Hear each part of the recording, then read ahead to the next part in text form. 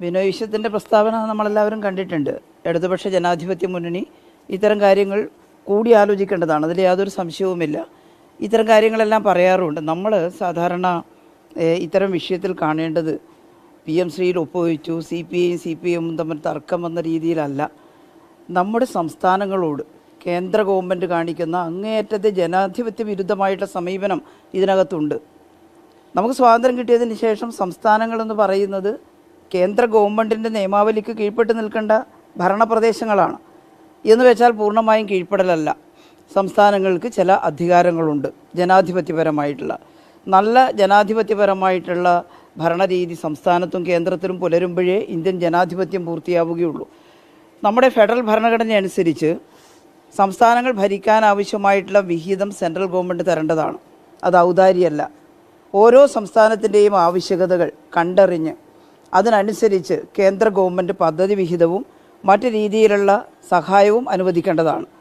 ഈ PM ശ്രീ പദ്ധതിയെ മുൻനിർത്തിക്കൊണ്ട് തന്നെ നമ്മുടെ മാധ്യമങ്ങളും നമ്മുടെ നാട്ടിലെ സാമ്പത്തിക ശാസ്ത്രജ്ഞരും സാമൂഹ്യ ശാസ്ത്രജ്ഞന്മാരും പൊളിറ്റീഷ്യന്മാരും എല്ലാം എന്താ വിശദീകരിക്കേണ്ടത്?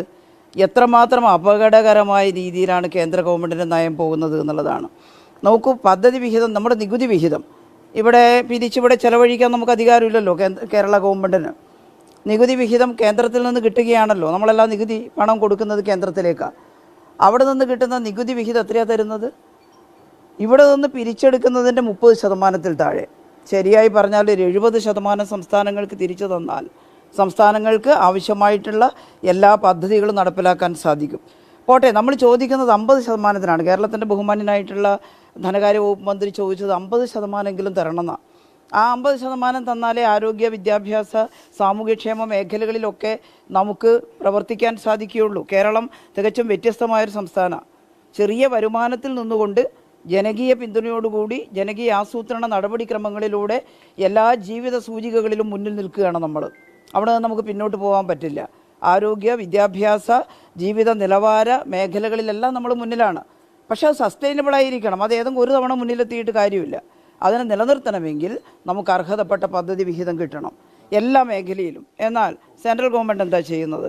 നികുതി വിഹിതം വെട്ടിക്കുറക്കുക മാത്രമല്ല, ചിലപ്പോൾ സംസ്ഥാനങ്ങൾക്ക് തരാനുള്ള പണം മറ്റൊരു രീതിയിൽ മിഷൻ മോഡിൽ അല്ലെങ്കിൽ ഏതെങ്കിലും ഒരു പ്രത്യേക സ്കീം വർക്ക് എന്നുള്ള നിലയിൽ അങ്ങനെയൊക്കെ പ്രഖ്യാപിക്കുക. പോട്ടെ, അങ്ങനെ പ്രഖ്യാപിച്ചാലും കുഴപ്പമില്ല. ആ സ്കീമിന് പ്രഖ്യാപിച്ച പണം മുഴുവൻ തരണം. അപ്പോൾ അംഗൻവാടി വർക്കേഴ്സ് ആൻഡ് ഹെൽപ്പേഴ്സ് 60-40 ആയിട്ട് പ്രഖ്യാപിച്ചതാണ്. ഇപ്പം അതിൻ്റെ മിനിസ്റ്റീരിയൽ മേഖലയിലുള്ളത് 75-25 ആക്കിയിരിക്കുകയാണ്. 80% 90-10 നാഷണൽ ഹെൽത്ത് മിഷൻ പ്രഖ്യാപിച്ചത്.